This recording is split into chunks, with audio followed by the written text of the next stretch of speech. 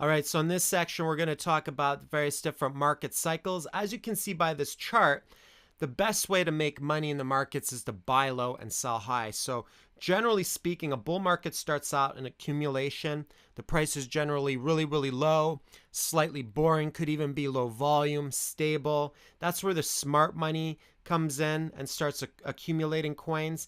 And then you'll have fundamental news events that'll trigger fear of missing out. Other traders and investors will start jumping in. Volume picks up, volatility picks up, and momentum picks up, and that's where you see the markup. Once the price has gone up a certain amount, then the media starts jumping in and they start reporting it, and that calls over more traders and investors. They see it going up and they say, oh, we better buy this, it's going to keep on going up. And then you get into over exuberant bullishness where the trend gets exhausted. It becomes exaggerated and parabolic. And the smart money will start to take profit and sell, maybe even short on the breakdown.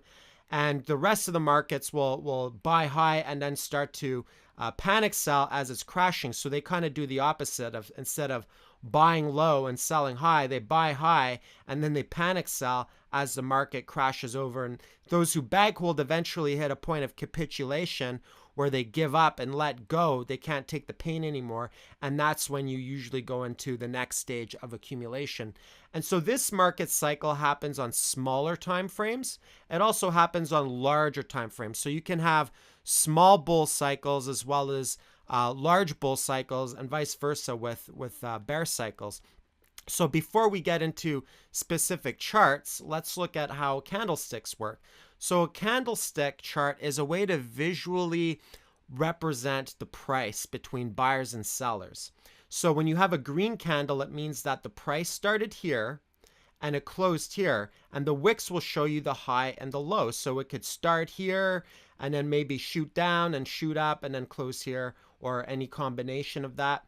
And vice versa. If you have a red candle, it'll open here. There's a high, the low, and then the close. And when you put them all together, it kind of paints a story and a picture. And so let's look at some of the Bitcoin charts to see what kind of pictures we can see in the charts. All right, so looking at the charts, we can see there's accumulation. So those who were early adopters in Bitcoin who accumulated when the price was really low, not a lot of volatility. And then you can see the markup on the first major bull trend when this price hit about $253. And then it got exaggerated. See, the thing with the markets is they're kind of like an elastic band, right? The further back you stretch it, the more it snaps. It's kind of like physics, right? You have inertia, the market's flat and stable in accumulation. Then you have momentum, so it ramps up with momentum, but then you hit a point of counterforce, and that's distribution, or vice versa, if it's going on a downtrend. And when you have counterforce, you create momentum in the opposite direction, and that's called a reversal. So that's where you'll see the mark down. But because there's a lot of momentum on that reversal, it also hits counterforce, and that's where we call a bounce play, right? It'll bounce back up, and then eventually the range gets tighter and tighter until it consolidates, and you have inertia again, right? Until the next major breakout. So then on the next breakout, you have the exact same thing. You have inertia, and then you have momentum. In this case, it was really exaggerated momentum, and therefore the price swings were also very violent to the downside, right? So the definition of a bear trend is a series of lower highs. So if I were to take a trend line, I can draw a trend line here to measure this bear trend. And the general rule for measuring a trend is it has to have about 3 points of contact. Now, trend lines are fluid and dynamic, just like the market. So they will evolve, they will move. Nothing's written in stone. Trading is kind of a combination between a science and an art. And so the definition of a bull trend is a series of higher lows, right? So that's how you can tell bull versus bear, right? And you also have the front side of a trend versus the back side of a trend. So if we just zoom in here, we can see here there's the front side of the trend. Think of it almost like the seasons, right?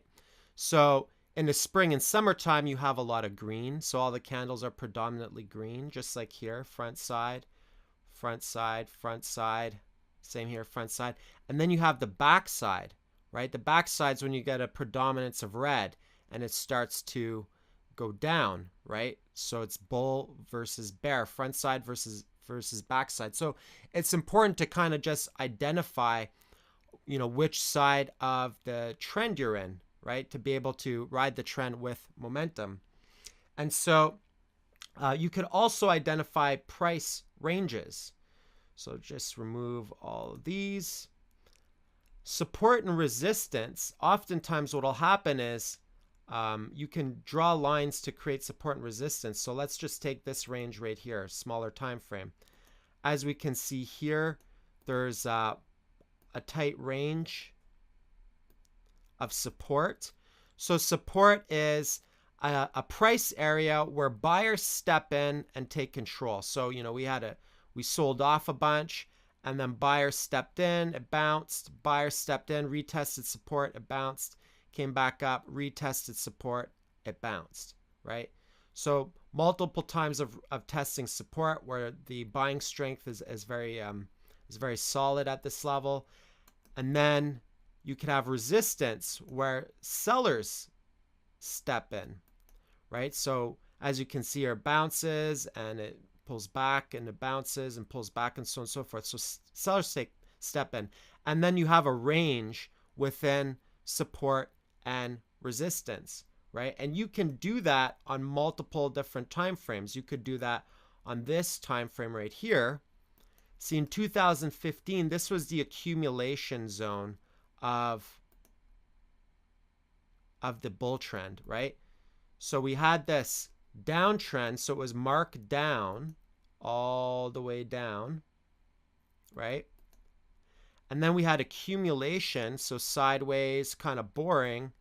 And then finally, we broke out into the mark up and had various different accumulation and distribution points along the way. And eventually, what'll end up happening is we'll hit a major distribution point and have another mark down and a bear trend, a longer bear trend. Now, you just want to make sure that you're on the right side of the market. So if you stick with the simple principle of buy low and sell high, then generally you'll be okay. But for a lot of people, that's difficult because of managing emotions and the psychological impact of that. So let's look at some various other examples of support and resistance. Right? You could also have support along a trend line. So, right here we had an immediate support along this trend line, multiple points of contact where buyers would step in along the trend line. And then we had multiple points of resistance. And the interesting thing is that when you break out of resistance, this is called a breakout, right? And when you break below support, this is called a breakdown, right? And it usually means that there's going to be more downward price action or more upwards price action, right? So in this case, we have a breakout, which created momentum moving on the way up, counterforce, momentum on the downside,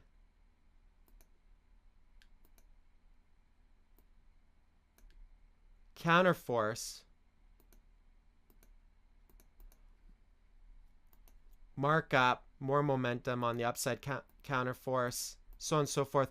And then the range gets tighter and tighter and tighter into consolidation, inertia, right? Momentum, counterforce, momentum counterforce, momentum counterforce, momentum counterforce, and then inertia. And you've got just smaller oscillations. And there's consolidation or inertia even in these smaller movements too. So if you get down to the smaller time frames, you can see that same type of market behavior, but just on much smaller time frames, right? So when you're trading, it's important to identify when you're in momentum. So when's a good time to ride the trend and go with everyone? When to be a contrarian and go against everyone with counterforce, and then you'll ride momentum on the opposite side, and then vice versa. And then when to stay out of the market when you have inertia consolidation because the volatility price range really tightens up. So that's it for now for this market cycle section, and we'll see you in the next part. Cheers.